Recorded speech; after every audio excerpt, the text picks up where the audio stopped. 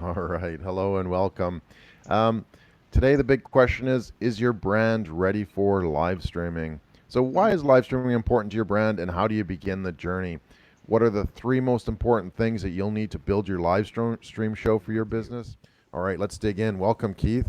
Hey, how you doing, mate? This is part 12 of a 10-part series. We started in April as an experiment, and let's be very clear. You and I both have been podcasting possibly for a decade, but we've decided to push the video button on, and it's this part of the process is new for us. So back in the first week of April, we started with Be Live, two people side by side, and we worked through all of the different options available: Zoom, Restream, StreamYard, Periscope, LinkedIn Live. And now here we are in episode 12, asking the question of what did we learn? Is this relevant for business? How can business now take this into the post-COVID era and, do a hybrid of the in-person experience and also the online experience? I'm very proud of what we've achieved so far. Oh, it's been amazing. It's been an incredible journey, right? And that's really what we want to build upon is how do you actually put these pieces together to build that platform, to build that foundation as well. We actually have a few comments already. Linda, welcome, Linda Ray. Holy cow, look at y'all. Did I say that in a Connecticutian accent? Holy cow, y'all. Look at y'all. I forgot it was Wednesday at 9 p.m. Yes, we're broadcasting live around the world at 9 p.m. Eastern Time. What is it? 9 a.m. Perth time. 11 And a.m. Keith, Melbourne. you're at 11 a.m. in Melbourne time as well. So welcome, Linda. And yeah, shout out to Crystal Williamson as well.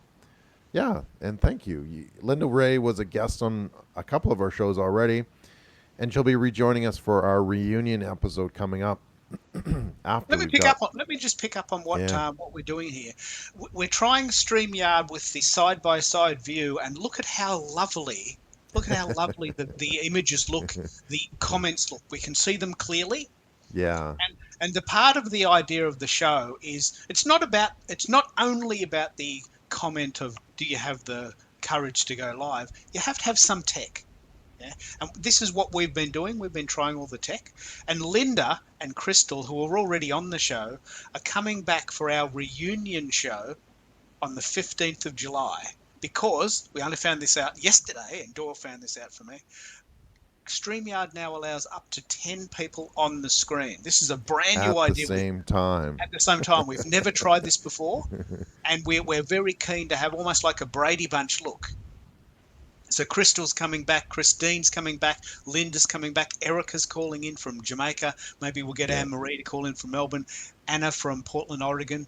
And we're just going to have the gang back, a bit like the yeah, Blues a Brothers. reunion We're getting the show. band back together. And we're going to be talking about some amazing things about live streaming. And when is that show? When are we starting that show? That's on the 16th? July the 15th Yeah, yeah, Eastern yeah. Time, July 16th for us, part Yeah. 12. Yeah.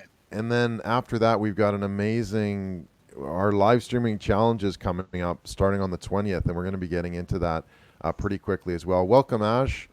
Ash Playstead. I think you're from Melbourne as well, so welcome, Ash. Thanks for checking us out. Appreciate that. And Linda. Linda is on fire this morning or in the evening. I like the border layout, which allows for layouts. And yeah, the band is back together, so we'll have to play some musical instruments. There we go. In our next episode, she's like just an amazing promoter, and I love you, Linda. You're doing some fantastic things all the way on the East Coast as well. Thank you for the amazing gifts. She's been producing some gifts on fire as well, I know, which has and the just thing been that's incredible. interesting too, like yesterday, and I really want to play this out. I think the idea of pre-formatted, lovely HD videos are sort of a bit old. Maybe I'm a bit sort of a bit challenging there, but you know, I've seen people spend months and hours and thousands of dollars on these great videos, and they put them on YouTube, and they get zero engagement, and that must be debilitating. I just did a live stream 2 hours ago on Facebook, 50 people live on the show. 50 Yeah. people live commenting, hey, how you doing? I'm watching from Connecticut. And here's Linda making little comments. She'll turn these into little GIFs with her hanging out with hubby in the Wait, wait, backyard. wait, wait, wait, wait. Stop. Did you But say GIF? I'm not allowed to say that. It's the GIF. Have you seen the Bugs Bunny GIF? You No, know, it's the a GIF. GIF. It's It's a a GIF. GIF. It's a GIF. It's a GIF. It's a GIF. Just kidding. Call it what you No. want. Yeah. Call me whatever you want. Just not don't call me late for supper or dinner. Yeah. Sorry, I'm in But, Australia. It's but dinner. tell me about this challenge. You've been really pushing Yeah. it hard. Tell me about. Well, You've been doing a lot of work on that. Tell me about it. that's the thing, right? Is that as you mentioned, Keith? Like going live is the hardest part. Is pushing that button and to say go live or whatever the button actually says, depending on the platform that you're using. That's always been a struggle, and for me personally as well. I just had to dig in. I think it's been almost 4 years. It's like I need to do this because, as you're saying, the production value of a live stream is so much higher, yet the actual production is so much lower. Like you and I mean, yes, there's some organization. You can't necessarily go just live suddenly. I mean, obviously Mm. some people can, but for most businesses, most brands, you need some time to prepare the show. But if you're looking at producing a polished video that then you have to promote and push and all that kind of stuff, it actually becomes quite a huge task to be able to do. And the There's a benefits lot of of live layers, isn't streaming, there? There's a there lot of are. layers. Oh, there is. And even if like just producing a podcast, like once you get into it and start to produce them on a regular basis, one of my show we produce like over 50 podcasts. It takes a lot of time, and it takes like a fairly big team to be able to do that.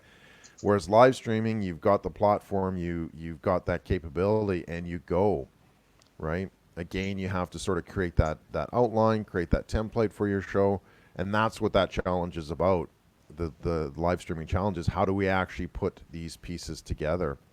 So we're going to be launching the live streaming challenge on July 20th, right, Keith? Yeah, July 20th. And I'm very proud of how you've done that. You've pulled it all apart. You've basically mined all of the different shows and you've come up with the essential wisdom of the show. Can you tell me a little bit about how you put it all together and what's included?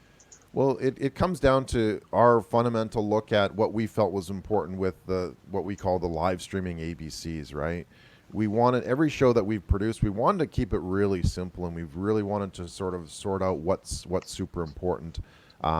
You know, kind of create a priority system, a template that can be used, for everything that we do, every episode as Yeah. well. So live streaming ABC was basically A is for audience, B is for building blocks, and C is for content. And you know what? If you've got those things ready, and if you can develop those and work on those as part of your foundation, you've got a pretty great chance of building something remarkable in terms of a live streaming show. Yeah, well, look, I think let me just clarify what's happening here. There's two of us on the call. I'm in the moment trying to send the Periscope file to my Twitter account because one of the things that we talked about during the course of this show, of the series, is that some sites allow you to schedule ahead, YouTube and Facebook, and others don't. So in a way, the challenge is about the idea that you need to know some of the tech. You need to know that, for instance, YouTube and Facebook allow you to create a link ahead of time that you can send to your guests and their followers and your friends so that you can then relax. But other sites like Periscope, I cannot send it ahead of time. So I've actually got to, while I'm live talking to you, I've got to split my brain and create a tweet while I'm live. Now that Yeah. takes a specific type of effort for an Aquarian male, because I'm really, really challenged. But so anyway, might go into zombie mode there for a minute while I'm trying to do the tech. Yeah. But the thing that's interesting about live streaming, separate to the tech and separate to the fear, is that the consumer, the person that's likely to buy your product, wants real. We don't want scripted, formatted people in ties reading scripts because everyone's bored with that.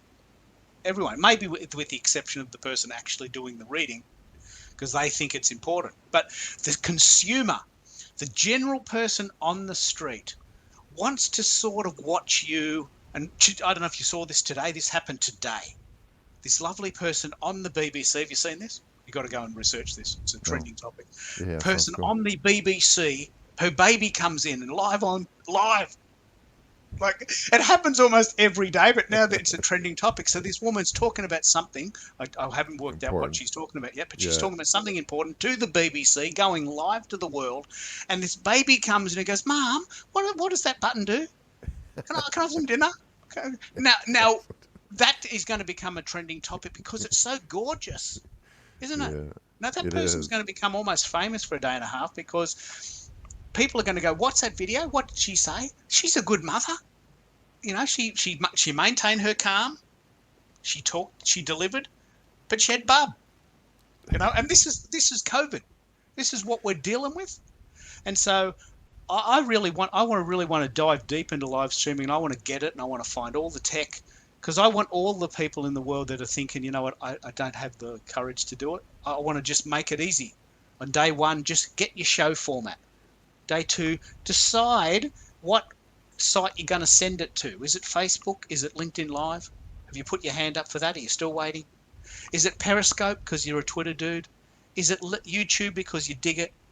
Or is it is it a combination and do you need a bit of tech for that? Because one of the things that you have said to me, and I still haven't fully pulled this apart, StreamYard allows 10 guests, Restream does something similar, and they're Well, now they're almost doing competitor 20. products. Now they're doing Yeah. 20, but they also Yeah. give you stats. Tell me about that.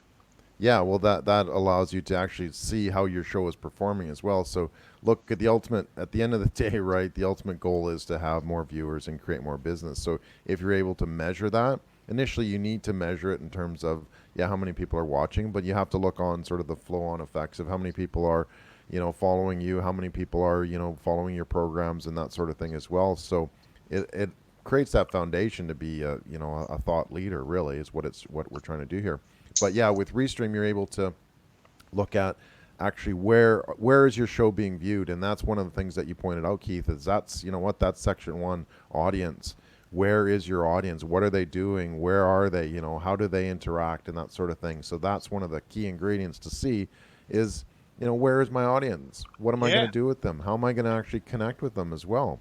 And Restream is the one that does that best. Yeah, oh, for sure. It does the analytics without question. None of the others do, other than the basic, how many views and how many likes and how many hearts and that sort of thing. So it has a What is really to tell? deep I'm really analytics. fascinated. I'm really fascinated because this is a key ingredient if you want to turn live streaming into a business model. Mm. Anyone can pick up their phone and live stream in the park. Yeah, Anyone. yeah, But yeah, you want to turn it into a manageable, monetizable, if that indeed is a word, process to say, okay, this is a lead funnel for me. I got people out there wanting my product, and I've got this little way of getting to me, and here's my yeah. offering. How does Restream? How does Restream do those stats, and why is that important? Well, it actually shows it based on an episode level too, so you can actually track over time when when things were maybe a bit interesting, or maybe somebody had to go run and get a glass of water as Wow. well. So you can actually see the drops in visitors across the entire program. So it's actually quite fascinating to be able to see what to do and when and that sort of thing as well. But I mean, overall, it really what it's doing is it's giving you an insight into your program, and to me, that's you can't really, you Mm. need that sort of to otherwise you're kind of going around in the dark. So it not So only tells you how many people have watched the show, it tells you at what points of the show they had peak interest and yes, indeed low exactly. interest. So you can say, Yeah, well, geez, that guest got lots and lots of views. Let's get them on again. Or yeah, that topic was really a bit flat. Let's not talk about that again. It's yeah. just it's just sort of business management 101, isn't it? Exactly. Yeah, to see kind of how things are going, and that's good to get that sort of feedback loop in your show as well. And that's part of the challenge. That's what we're actually going to be doing is guiding you through this tech. I mean, as you mentioned, Keith, it can be quite overwhelming. We've tried myself personally before we started these, but after that, we've sort of helped navigate the tech side of this too, to say, okay, if your audience is this is what you need to be able to do. This is what the pieces that you should be looking at, kind of thing. So navigating this stuff is super, super important, and that's where the building blocks come in. It's like, okay, what do you Mm. really need here? Do you need to go out and spend, $1,000 on a audio kit, or can you pull something together from a friend or whatever the case may be, right? So start simply, and then the last one is content, right? What's really important with your content is telling your stories. So how do we actually pull that out of you? How do we actually, define that in terms of what's important? What's your audience looking for, Mm. as well? So I just want to jump back to a few comments. We have Linda. Yeah, she's GIF versus GIF. I think we've had that conversation as well. Linda, thanks for the hearts. Appreciate that. Ash, yes, 1 hour west of Melbourne. Ballarat. So, yeah, Okay. Ballarat. Hopefully, you're doing safe. Actually, that wasn't any of the areas at issue lately, was it? They were all north of No, Melbourne. the country areas are going quite well, and sort of social distancing. It's a lovely area, Ballarat. It's very historic, and Yeah, it gets very cold. It's wintertime here. I can just imagine how cold their mornings are. yeah, yeah. Cool. And then Linda, Facebook is getting some backlash, though. Yep, it's true. Yeah. And then insights are key, no matter what the digital platform is. Absolutely. So right now we can see in this platform that, excuse me, how many eyeballs, or actually that would be sets of eyeballs, I guess, how many thumbs up and how many hearts and that sort of thing. So it's a cool little indicator. And don't get me wrong, that's a good starting point. And one of the things that we found is that you need to start and you need to understand that you're not going to have a huge audience. You're not going to have, raving fans around the world. So it's something that you really need to build over Right time. away. Yeah, exactly. So, and that's the important part is that if you're creating your audience, if you've got the building blocks, and if you're creating good content, you're going to attract people to your show, right? It really comes down to simple things like that. But again, you have to start, right, Keith? You have to push the button. You have to push the button. And we've had tremendous discussions with, again, some of our guests from around the world where it's like, what is actually holding you back from doing that? And there is a lot of fear, but it may be little bit misplaced, or fear that says that, hey, maybe you're just not quite ready, or you know what, maybe you just kind Yeah. of need to push yourself as well, because at the end of the day, people are watching this and they can, judge you on what you're doing and what you're saying, and how I had to clear my throat a few seconds ago but couldn't, so you got to kind of keep talking through that. But it's a platform that you can connect directly with your audience. And that to me is the fascinating part of this and how we actually put all these pieces together. Some of the questions that we quickly wanted to get to as well is, why is live streaming important to your brand, and how do you begin the journey? Keith, maybe you want to touch on that a little Yeah. bit? Look, I think the reason why live streaming is important is that the consumer, let's come back to this fundamental point. The consumer, the person that is likely to buy your product, is crying out for the real world. We're sick and tired of this lack of trust. And you talk about this all the time, this idea that, there's nothing better than seeing someone's face. And video is great for that because it's a controlled vanilla version of you, unless you're very good at it. But a live stream is, this is me. It's Thursday, it's 11 a.m. This is who I am right now. The good and the bad and the ugly. Whether or not Bub comes in and tries to interrupt me because she's hungry, or whether or not I knock my coffee cup over, or whether or not the sun is shining and that the light is terrible. The live streaming component, the scariest part is also the essence of it, that people want to see real. And if you can master this, you will have a very strong competitive advantage against the people that are not doing it. And I'll give you the example in a similar way of, if you wanted takeaway and you rang up and you said, do you deliver? And they said no, you could be forgiven for just hanging up. Okay, well, I want people to deliver now because I can't go out. Well, you don't deliver. Well, I mean, how can I get your food? Yeah. The same thing about live streaming. If you're not live streaming, you're not really going to suffer any major consequences. I'm not really going to talk about FOMO there, but if you do live stream, you set yourself apart straight away simply because no one else is doing it. So you've already created this feeling that you're ahead of the pack because you've had the courage to jump in. Do you see that as a major advantage of live streaming, just the realness? Oh, absolutely. Like having the comments and talking with people and having the guests on the show from around the world. Like we span the globe, which to me is, well, like, fascinating. From West Coast Australia and that sort of thing, which is one of the remotest places in the world, as I'm told. Yeah. So it allows you to connect easily, to your audience, wherever they might be, which to me is absolutely fascinating. It gives you something to be able to work with, and it allows you to expand your business. And look, maybe you only do business around your backyard, but at the same time, what if other people could be talking about your business around the Mm. world? Mm. You know, I was interview. I want to talk about two things that are very, very, very relevant here. We can't travel anymore. We had a major trip planned and we had to cancel it. And we lost lots and lots of money, and we're not alone there. So my heart goes out to everyone else in that position. But we have this time now where we would have been away. So we've decided to do home projects, right? Now, several businesses in Melbourne and in Australia have been very clever at tapping into this and saying, okay, there's a really cool brand I want to shout out to called Ozito.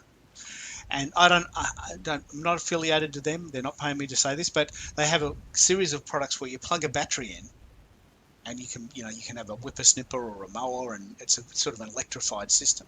yeah, Now they have all these great videos on YouTube that I can, the a whole range is on YouTube.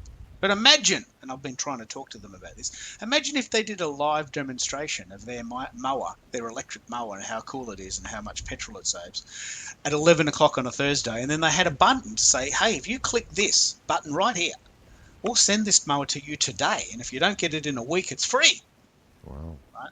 Imagine this is the use case for this, because there's something like 300,000 people in Melbourne today can't leave the house. Prohibited to leave the house unless it's absolutely essential. So they're all dying for something to do. Mow the lawn, fix the house. So if businesses can try and tap into that and say, look, I've got a solution. And the other business I wanted to talk about who's done this exactly is Bunnings. mm, Because what they do is they say, okay, you can't really line up on a Saturday afternoon to come to Bunnings. Why don't you click and collect? I love click and collect. It's my favorite thing. You get everything online, you pay online, you go to the shop at a non-busy time, maybe Wednesday at 7 p.m. They put the stuff in your boot and you go. You're there a total of 10 minutes. yeah. You get what you need. They get some business from you. Everyone is happy. The only thing you're not doing is the ambling around on a Saturday, which is what tends to happen in those Which you garden usually centres. waste time doing that. You Doing waste it time. anyways. Look, do we want this plant? Do we want this manure? Do we want this? Oh Oh, that's a yeah. nice fence, honey. Can you imagine having that pot in the garden? That sort of stuff is very lifestyle. But For our North American viewers, that's like Home Depot. Bunnings is like the Home Depot of Home Depot. Australia. Yeah. And so it's a lifestyle choice. But remember, this is 2020 and we're all stuck. Yeah. So the businesses that can adjust to this Eh, and sort of allow people to still buy the stuff Yeah. can win. And you've talked about Master Chef, and I use the example of the mower. Yeah. There's But there's there's a a million there's examples. a million out there, and there was actually one really good one and really one poignant one that I've been talking about all week, and it's been creating some amazing discussions on social media. Um, Cirque du Soleil, right? A fantastic performing Mm, arts mm, company based out of Montreal. I was actually on the pier in like 1990, then they had this Cirque du Soleil place where they were all kind of doing aerobatics, and it had no context back then. But you take 30 years now, and it's like an amazing worldwide show. It's performing arts. It's these spectacles. They went into receivership in Canada, oh, or did they? bankruptcy protection earlier this week. And to me, it's like, okay, I understand we've all kind of been restricted by COVID. It's hampered a lot of businesses. It's done some terrible things just because live performances are dead, right? Let's be completely honest. Or they're Yeah. in maybe hibernation is probably a better way of saying it. But the fact is that, can you imagine all that content, all those videos, all of those shows that they've done over the last 3 decades that they Wow. could easily convert into a streaming revenue, become the Netflix of spectacle, right? Their shows Yeah. are amazing, and I know it doesn't replace, an exact being in the theater watching these performers play. Like, it's just beyond belief, but they have to adapt. They have to see what actually works for the business and how does it actually work better for us, and can we It's not create all or nothing, is revenue. it? Sorry. It's not all or nothing. I Well, no, really it's want to pick not. up But what you just said there is so powerful. You've got this company that's made their whole business out of being live, so it's yes, all live, and then yeah, it's all nothing. There's got to be a middle ground, hasn't it? Well, there is, and that's through streaming, right? Can you imagine? I mean, you can still have small groups. So whether it's streaming in terms of a pre-recorded show, right? Or what a lot of people have done, what a lot of shows have done is they've, isolated the hosts and they've isolated the guests, and then they still have a show, right? That streams across, around the world as well. You look at late night comedy. Other than, not catching the laughs because there's no audience to have the laughs, whether it's a laugh track or not. Actually, I think we talked about that, having Keith as a laugh track. But the Yeah. point is that they still were able to produce those shows. And you know of a musician here in Australia who's been doing that amazingly by having creating a live stream. He's connected everything together. He creates these massive events, and they're all digital, right? And to me, that's a huge missed opportunity, especially for something as large as Cirque du Soleil, who has some content. Again, they can become the Netflix of spectacle, with pre-recorded shows, and then they can continue to create some shows in some locations as well and stream those. Who wouldn't, as a super fan, who wouldn't want to pay money for those types of things? Well, look, let me give you a real example that we did last week. You'll love this. We love this band called Papa Roach.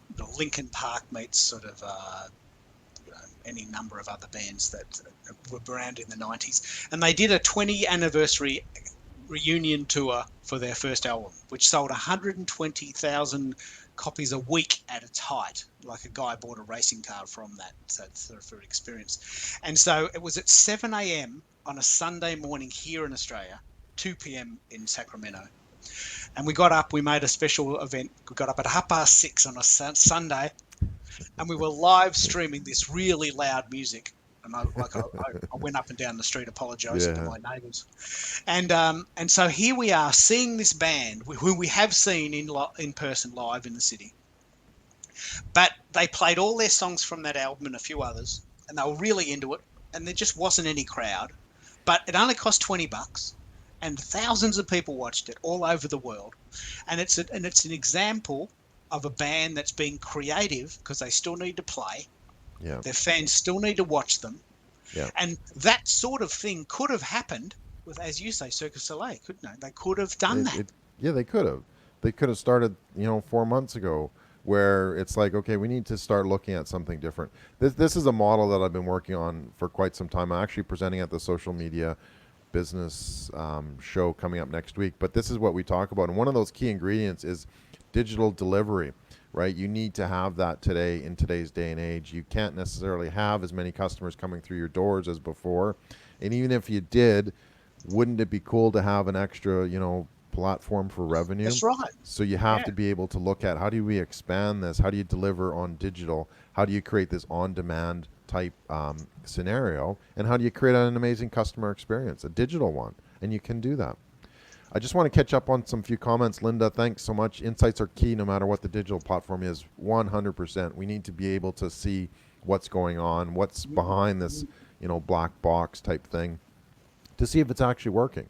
And guess what? If it's not working, that doesn't mean that you just quit and you stop doing what you're doing. It means, hey, maybe I should change something. Maybe I should fix something. Maybe I should, change the format of the show, or whatever the case may be. So insights are absolutely number one. Welcome, Crystal Williamson. Live streaming is great for repurposing as well. Yeah, so exactly. So these videos, Keith does an amazing job of, once we've created an episode, is breaking it down into snippets. And we have our preview version, we have our highlight version, and we have all these other versions that really kind of convey some amazing content. And we can continue to use those. We can continue to educate people about live streaming in this case.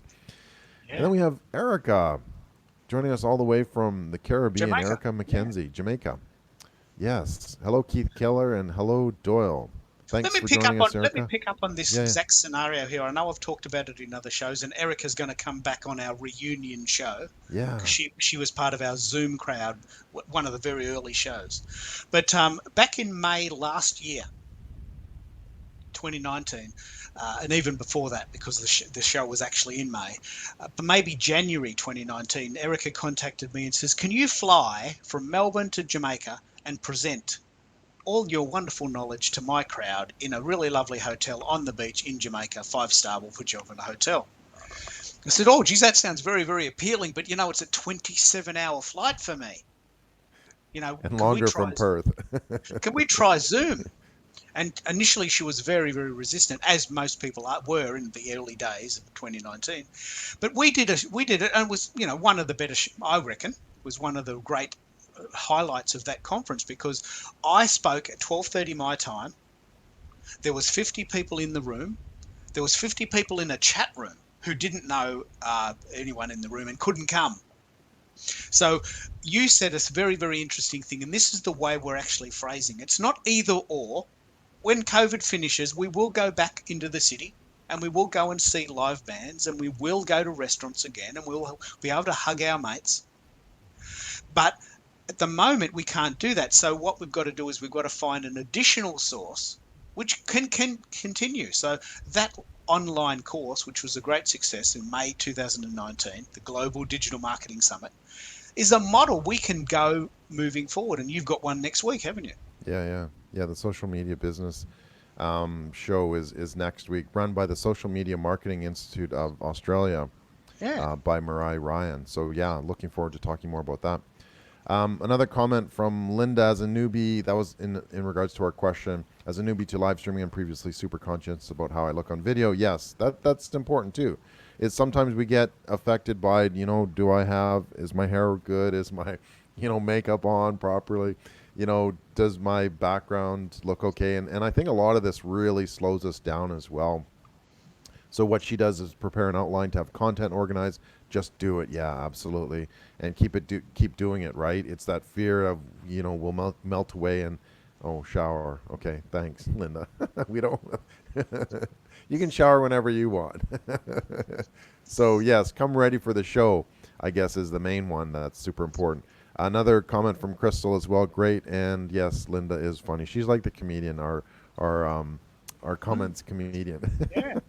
And You then should say, I mean, look, I want to pick up on this. The great thing about the engagement factor is that you're inviting guests and viewers to be part of the story. And yes, Linda, this week, has created these hilarious videos, which don't actually have anything to do with the show she was on, but they're hilarious. And suddenly that becomes part of the engagement story. she's It becomes convert part yeah, of the and family. she's converted some into gifs as well, right? So she can get those. And she had the hands clapping one. We actually need to do that. Keith, let's do a clapping one, and we'll Okay. make it into a gif. Perfect. Awesome. Okay, we're gonna make that into a GIF or a GIF, however you want to say that. All right. So, is your brand ready for live streaming? That's the big question that we're asking today. Is, can you actually do it? The answer is absolutely yes. That's why we've produced what we call our live streaming challenge. It starts on July 20th. We're going to go quickly into some of the details, and then we'll let you go for the day.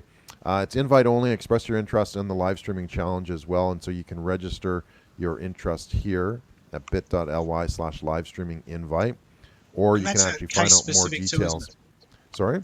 It's case It specific. is case sensitive, yes. Yeah. Or you can actually find out more about the challenge itself on the website, which hopefully we'll have a few minutes to go through as well.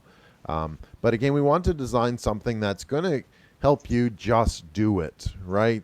And do it easily. So it's not going to be, create all these amazing programs. It's going to be showing you the building blocks of what's really important. And again, that's sort of where we came up with what we've been talking about since we started this show, Keith, was our live streaming ABCs. A for audience, B for building blocks, and C for content as well. So on the 20th, we're going to start with a simple introduction. Actually, before the 20th, right? If you subscribe now, you'll sort of get into that information before. But we're going to do a quick introduction. We're also going to have a pre-challenge training as well. So this is going to get you up and running, right? So that you don't suddenly go, oh my God, I don't have any of this stuff prepared. Because we are going to talk about those three core categories, right? Audience, building blocks, and content. So we want to make sure that you're ready for this. And how do we do that? We've got a few exercises as well to just kind of get you warmed up, getting you thinking about what's going to be really, really important and how we're going to get into that. Let me pick up on what you've just said Sure. there. Yeah. I've done a Twitter poll. That's been one of the foundations of this particular series, that I've been polling everything. What site do you like? What earphones do you want? What mic do you like? And we did a Twitter poll to work out what our the ultimate timing is of the challenge, and 10 days seems to be about right. So what you thought was there's three ideas: audience, building, content. So we're doing 3 sections, 3 days of training on each, and then on day 10 we're handing it over to you to do one, and not do one with no knowledge. You've had 9 days practice. That's the And cool part. also, the thing that's great is that we're going to create this really lovely community of safety to say, look, you don't have to go live to the world, just go live within this small group, and then we'll tell you what we think. Maybe we'll be polite about that. No, we will. So we will. So is your mic okay? Does it look all right? Is the graphics fine? And you get a practice run, because we know for sure that the biggest part of the live thing is the fear. So if we give you 9 pieces of content to chew on, and then on day 10, you can sort of meld it together in your own way, I can't wait to see how people take that information and change it around. Do they use StreamYard? Do they use Ecamm? Do they use Restream? Will they use Zoom? Will they have guests? Will they do solo? Will they do an app? All Which is these all stuff. different Yeah, flavors. all the stuff that they get to test out during the actual challenge as Yeah. well. So it's a private Facebook group, and you'll be able to go live whenever you want to practice with the stuff we talk about your audience and about the building blocks and about the content. So test it, try it out, run it through the safe group, the Facebook group that we have. That'll make sure that if you do make a mistake, it's going to be okay. We're all sort of in it together. We're all going to be helping you out to deliver that. And so then, yes, on day 10, we can actually deliver that, the final live stream performance where you can invite other people. So day 1 to 3, audience, right? Let's talk about audience for a few minutes, Keith. Why is your audience important? Oh, look, this is probably the foundation of the whole thing, because I just mentioned there's Zoom, there's StreamYard, there's Restream, there's apps. You need to know specifically where your tribe is. If your tribe is 18 to 30, then you might hang out on Instagram. If your tribe is 55-year-old males working in the city, you might put your hand up for LinkedIn. If your tribe is on Facebook, then you need to hang out there. So the first part of the process is understanding where your tribe is, and most importantly, what do they want? Yeah. So you can do anything you want, but there's no point sending stuff out if no one's watching it. So the first part is understanding your audience. And it is amazing to me that so many people don't understand that idea. Why do you think it's important to understand your audience? Well, so that you get the right people on the right bus, I guess, is the Okay. The right good people on way the of right saying it. bus. I like that. Yeah, because look, we're taking them on a journey. We're taking them on a story. Like I talk about, building a digital expedition. That's sort of the background of what I talk about a lot. So we want the right people on this expedition so that we're at the base of Mount Everest.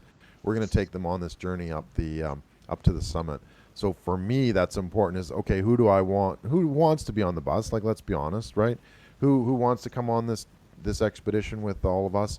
This is what we're going to be doing. This is the story we're going to be talking about. This is how we're going to get through all these different things. And do you want to come on this bus? It's scheduled to go. So I think that that's really important, because if And you don't have an audience, if you think about yeah, social media as a series of buses, yeah, the LinkedIn bus is not going to base camp.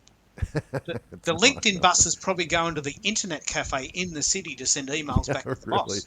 to watch on the to watch on the high mountain top. Oh, look, there's an expedition going up on the Yeah. mountain. I'll just drink my tea in this I should warm do that chalet. one day. I'll do that one day. So you're right. There's a series of buses, and social media is like that. The Twitter bus is very different to the Instagram bus, and you want to be Mm, on the right bus. You want to be chatting yeah, to the right people. yeah, exactly. Because if you're not, you'll look behind you and there won't be anybody in your bus, or they won't even know that the bus is coming. Right? Let's be honest too. That happens an awful lot. Is when's this bus coming and what's on it and where am I going, and all these sort of basic questions from an audience perspective, right? Like if I follow somebody, I want to know those questions. I want to have those questions answered. Yeah, So yeah. these are the ones that you need to ask to your audience as well as you get into it. Um, Day 4 to 6, building blocks. Keith, what are our building blocks? This is the tech part, isn't it? This is the idea. Is this the tech part? The part where you need Yes. the, Yeah, the yeah, yeah. mic? Yep. So, so the building blocks are the foundations. Do you need a mic, or can you get by with headphones? Do you really have to spend $3,000 on a mic or $300? Can you at least try it with the basic building blocks? Headphones, webcam, and a bit of software. So we're going to work around the idea that should you try StreamYard or should you just run it off your phone? Yeah. You know, Oh, as so an it's app. the, as an app. Is it a Yeah. tech? It's the tech. And once you decide that, and there's three very small sections, we've done the research for you. It's all very sort of front loaded. You can then go, you know what? I really do think I'm going to send my Facebook. I'm going to send my streams to Facebook, and I'm going to use StreamYard to do it. Right there, you're ahead of the game. You're not making it up. You're taking advantage of our experiments, aren't you? Yeah, Yeah. exactly. Yep. Yeah, no, and you can't get caught up in that tech too. So if your show is about such and such, that's where you'll have the feedback from the group to say, hey, this is something that you might want to consider. If you're looking at doing this and your audience is here, maybe it's Instagram or maybe it's IGTV or maybe it's something else as well. So we've had one guest who, rightfully so, she had that capability, but some of this equipment can cost like $10,000, $20,000, right? And if you're planning on doing a live stream show that gets attention, you need to be able to spend that money wisely, right? So perhaps 20 is a great investment for you, depending on what kind of show you want to build as well. So it's really important to kind of get through those hurdles. And a lot of times tech can be quite overwhelming, and myself included. I'm a techie guy kind of thing. But at the same time, some of these platforms are not very good for somebody just starting out. There's too much to worry about. There's too many buttons.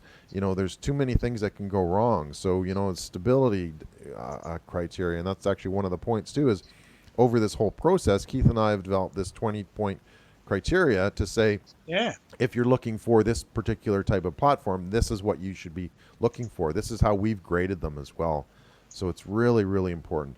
I just want to jump into some comments as well. We've got Yeah. Erica and Linda lighting up the wires on fire. Linda Ray, yes, love your energy. Cool. Where's my tribe? Yeah, that's one of the things that we want to find out, Erica, right? Is where do they hang out? Can we test this and find out? And that's one of the cool things we can do is you send out signals to see are people interested or not. And as Linda mentioned, it's, in regards to the bus, if there's no bus or audience behind you, that is feedback, right? Time to pivot. It is, maybe tweak it, maybe define it a little bit better, maybe look at where is your actual audience and what are they doing as well. So super, super important. Crystal, always be open to pivot. Absolutely. Otherwise, you're stuck on something that won't work, right? And that's key. And that's the safety of this live streaming challenge, right? Is that we've got these people. You can come in, you can create your own live stream show. We're going to get feedback. It's going to be a safe environment so that you can make mistakes, and we all do.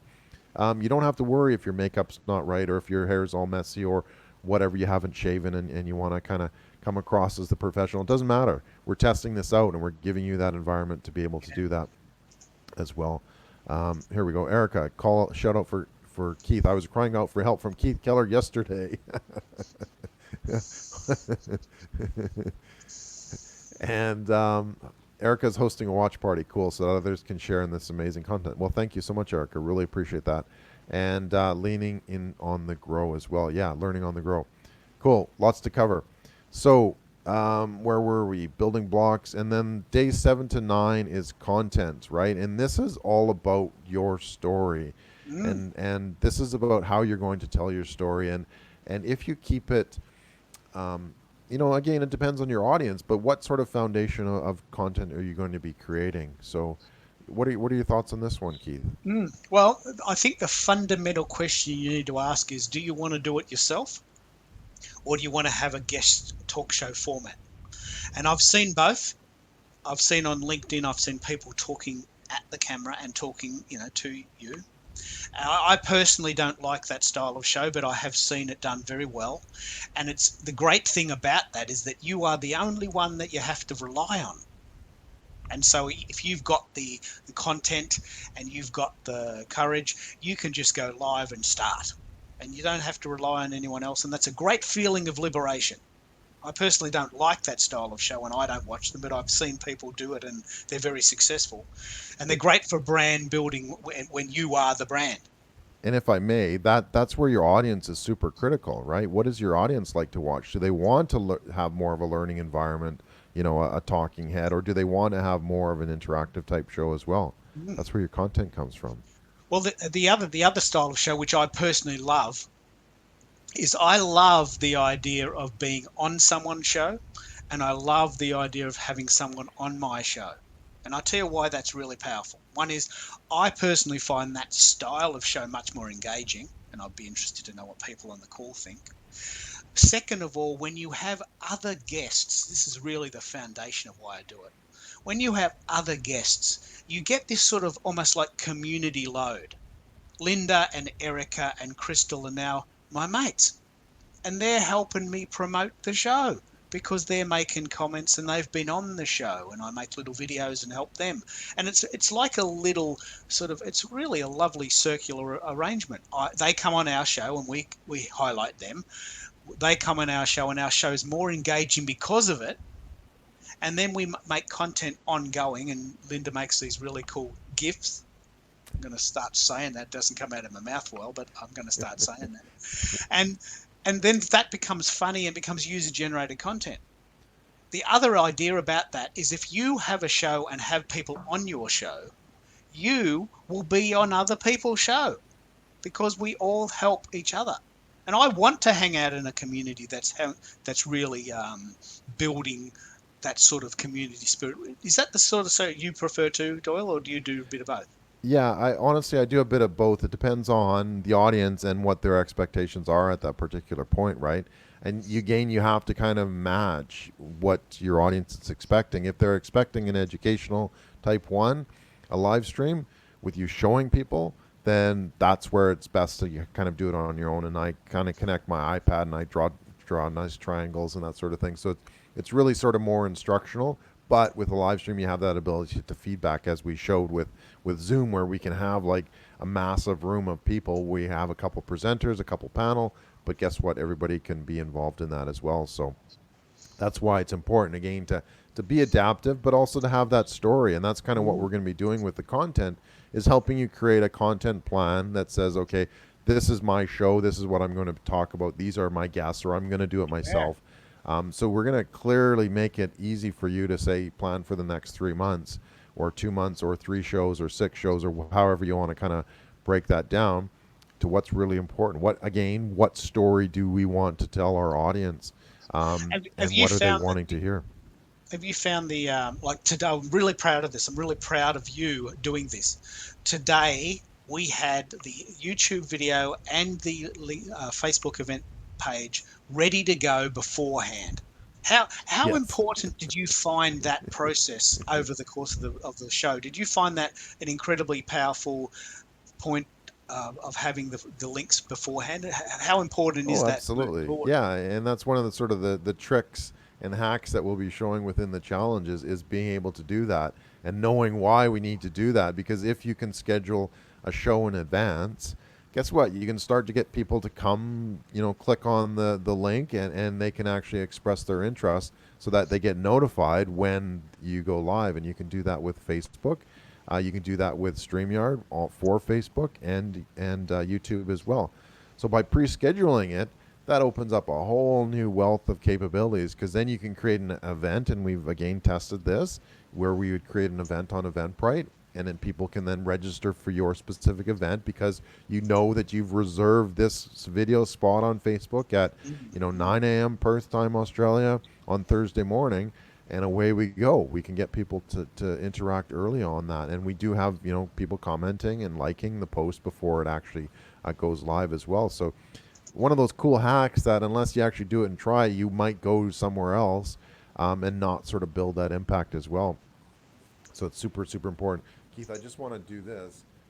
We need an audience member to go. Is this GIF or GIF? GIF or GIF? Sorry, I had to do that. All right, so then that's content. So we're going to help you build a calendar, a content calendar, and give you some structure as well, because part of the problem, part of the challenge of going live is knowing what to talk about and when to talk about it. And if you can make it easier on yourself, you want to plan this out in advance. And again, it doesn't have to be scripted.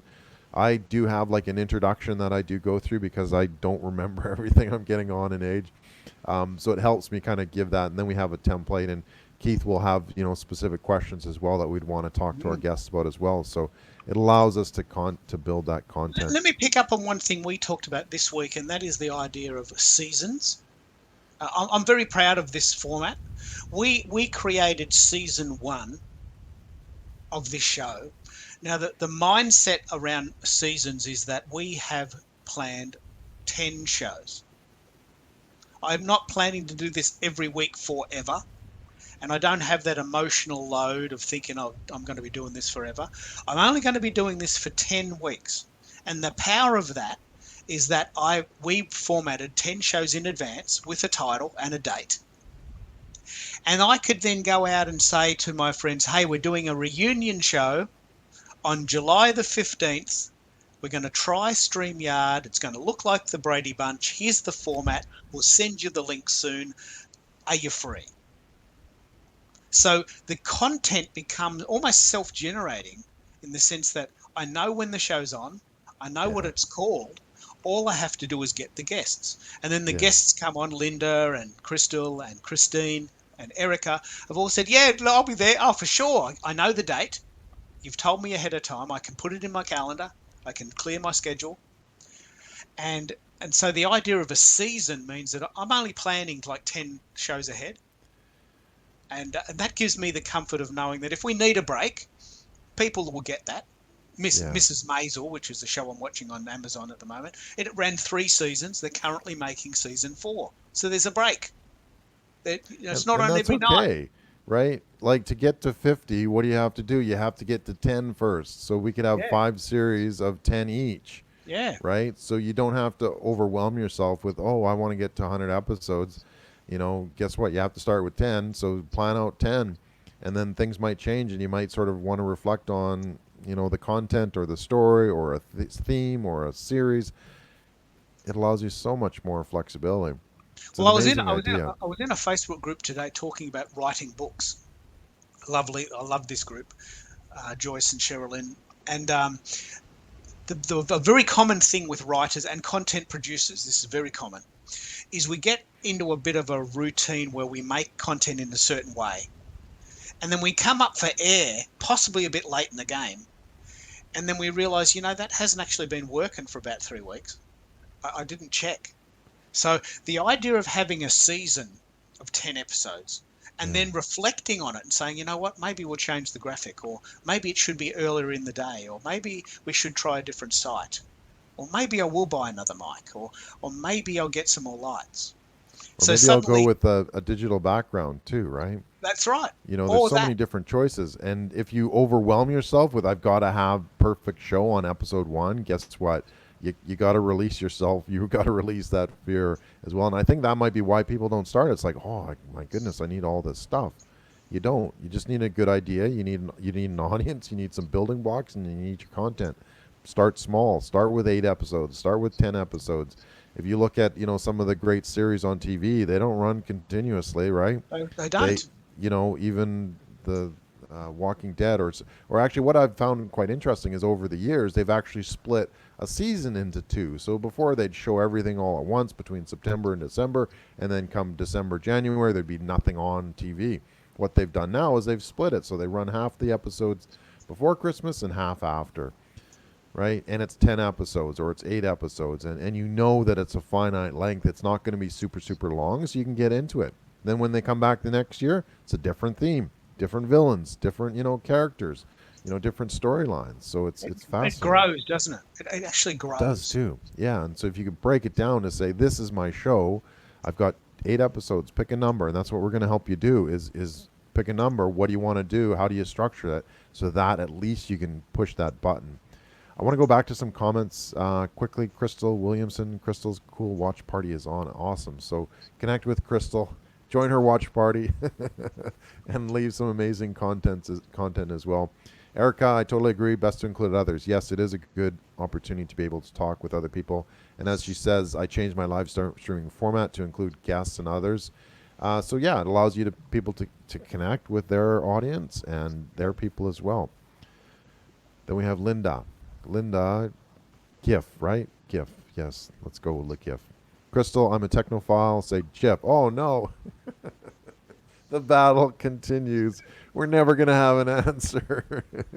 Yeah. We'll sort that out on live streaming.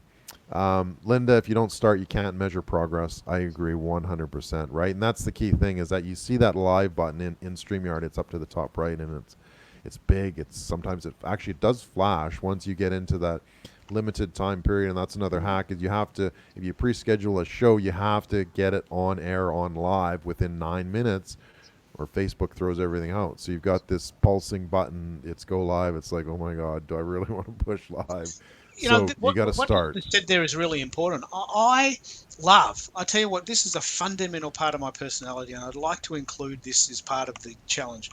This idea that you need, there's a joy, there's a subtle excitement with growing. Okay, your first show is not likely to have any more than 10 people. I've been podcasting since 2008. And I know that we had like 34 live listeners on one show, 34 when we first started.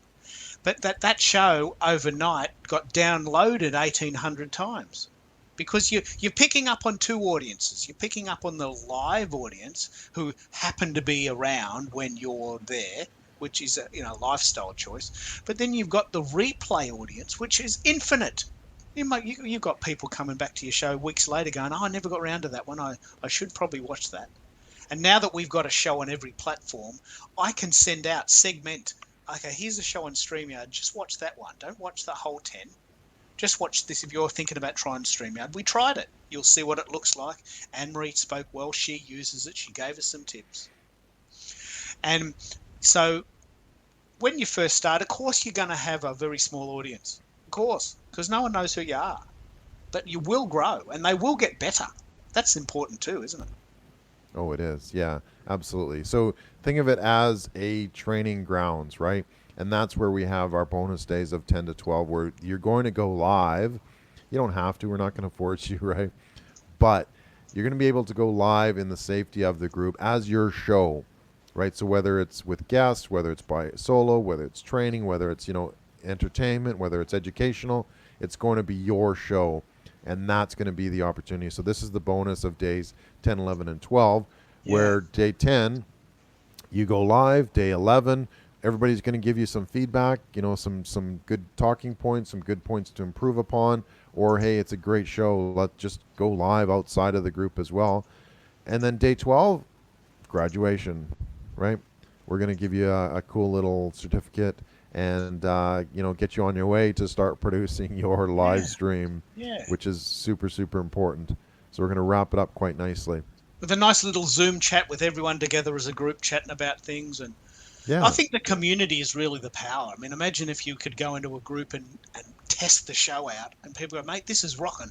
Just go live. You've got it. You've sorted it. Or actually, no, I'd probably change that theme, or maybe it goes a bit long, or maybe get your webcam fixed. Or look, I've had good mates of mine, very good mates of mine, whose audio is terrible, choppy, in and out. And I'm thinking, I can't hear. And like, you're my mate, and I really want to listen to this, and I'm only listening to it because you're my friend. But if you weren't my friend, I would just turn it off. And you've got like 8 seconds. The moment. What do you talk about with the moment of truth? You've got very little time. Moment of truth. You've got very little time, haven't you? Yeah. Yeah, well, and that's part of it too, is that people want to see this conversation over time too. So if we can educate, inform, have fun, talk with other people, then guess what? We're increasing that time as well. 3 quick fundamental questions that you need to ask yourself. It is an invitation only, so what we'd like you to do is go to the actual site here. Where is it? Live streaming challenge. And it is by invitation only, so we want to make sure that your business aligns with kind of the program that we've got prepared, because if it's not going to you're not going to feel like you've accomplished much. So we want to make sure that we've got the right people on the right bus, as I expressed earlier. So question number one to ask yourself: if you could create a live stream show now, what would it be about? Question two: have you done a live stream for your brand previously? And question number three: up until now, what has been stopping you from doing a live stream show? These are all sort of some fundamental questions that we really kind of want to use to understand. Okay, is this for you? Is this, are you going to be able to learn something? Can we take you to that next step? And that's what's really going to be important for us as well, so that we can help you get there. We want to be able to do that, but you need to be prepared as well. What's holding you back, Keith? What have you found? What holds a lot of people back? I think there's two things. I think there's this absolute phobia of the tech, and most importantly, because they've got a phobia of the tech, they've got this feeling that they'll look stupid. Yeah. And nobody wants to look stupid. No one. And so there's this feeling that if I go live and I don't know absolutely what I'm talking about and I've got everything in its place, I'm going to look and feel stupid. And maybe the third one, which harkens back to the BBC interview with the baby, is that I might go to all this trouble and have everything in its place, and then Junior comes in and wants dinner, and I've spoiled all my hard work. So the challenge itself is about, we're going to talk about all of the different components, so that we're going to sort that out. The second part is we're going to have a Facebook group that's safe. So you're only live streaming to a group of people that are interested in doing live streams and helping each other get better live streams. We want to. That's the bus we're on. We're on a bus where everyone is helping each other. And then the third part is, well, you do have to at one stage push the button, and there's no getting around that. But by having the preloaded formats, you should be able to have more confidence. That's what we're working for, isn't it? 100%. Yeah, no, Keith, you said it brilliantly there. That's exactly what we're trying to do. We're trying to create that safe environment. We're trying to give you the tools, and we're trying to give you the foundation that says, hey, you know what? This can be done. It's a great way to connect with your audience as well. And we said it before. It's like you want real connections in real time with real people, right? At the end of the day, that's what we're doing, and that's what's super, super important here. Brilliant. So, yeah, no, thanks for that, Keith. So what's holding you back? You know what? Guess what? We're going to address all of those issues. If you are interested in starting, register your interest here where we've got those questions. Go to bit.ly/livestreaminginvite. If you'd like more information on the actual program, we kind of detail it out into the sections as well. And that's bit.ly/livestreamingchallenge. So that shows you how we're going to do sort of the pre-course work, and then the breakdown of the actual challenge itself into audience building and content, as well as the live streaming at the end of the day, which is really, really important. So it's been an absolutely amazing time, Keith. Really appreciate you and talking about all these things. Thank you so much to all our amazing guests and comments that they've been able to play along the way as well. Just a final one actually from Linda. I'll squeeze that one in there. Oh, okay, actually Crystal left one too. Thank you. Start with one episode, jumping in both feet. Yes, I think I grabbed that one already. And then Linda, I did a poll about why people don't live stream. It didn't get a huge response, but it was interesting. Okay, cool. We'll definitely have to check that out, Linda. Thank you for that. Keith, how can we get in touch with you? Just Keith Keller on Twitter. I'm the Twitter dude. And I do have a website, keithkeller.com.au, but I hang out on Twitter. That's my place, my happy place. And I'm also on LinkedIn, but I don't go there very often. But what about you? Yeah, you're mainly a Twitter dude. Keith is the master. Yeah, no, I'm pretty much everywhere. You can find me on all the social channels. The only Doyle Bueller in the world, so it's easy if you want to Google me and find me. I found out that I'm the only one, unless somebody has used my name, which they have, to write blog articles, and it's like, come on, at least do something a bit more risque than I would be prepared to. Well, there's a beer blogger in Boston, called Keith Keller. He makes. Oh, really? He goes to a pub. Can you imagine? He makes his living or at least makes a decent, fun sort of hobby out of it. He goes to a pub, he drinks a couple of beers, and writes about it. Oh well, this is quite nice. Quite like this place. It's a nice flavour of whatever beer's about. I've got lots of bubbles. He writes a blog. Keith Keller, the beer blogger. Brilliant. That's not me. Okay. Keith, you do like beer, but just not that much. No, I don't like beer. I don't. Oh, I'm okay. not. I don't drink very much. In fact, Linda, who was on the call last week, said, "Mate, you're talking about having a cup of tea and going out for coffee. I want happy hour. I want to go to. I want to drink a really hard drink, like vodka on the rocks or something. Just give me something Yeah. really hard, get me drunk, and then you Yeah. can talk to me." Good on you. And then you can have the discussion: is it GIF or Yeah. GIF? Yes, that's right. You can have that Bugs Bunny cartoon. Yeah, exactly. All right. So, last final words. Thank you again, Keith. Thanks everybody for watching. Find out more about the challenge here, bit.ly/livestreaming challenge. We've got the information and the link to the invitation form as well. If you did enjoy this show, please like, comment, share, and subscribe. We'd love to, continue the conversation as well. And just remember that the live streaming challenge starts the 20th of July. Head over here to live streaming challenge. Excellent. Thanks so much. Have a wonderful day, and we will see everybody online. See you later.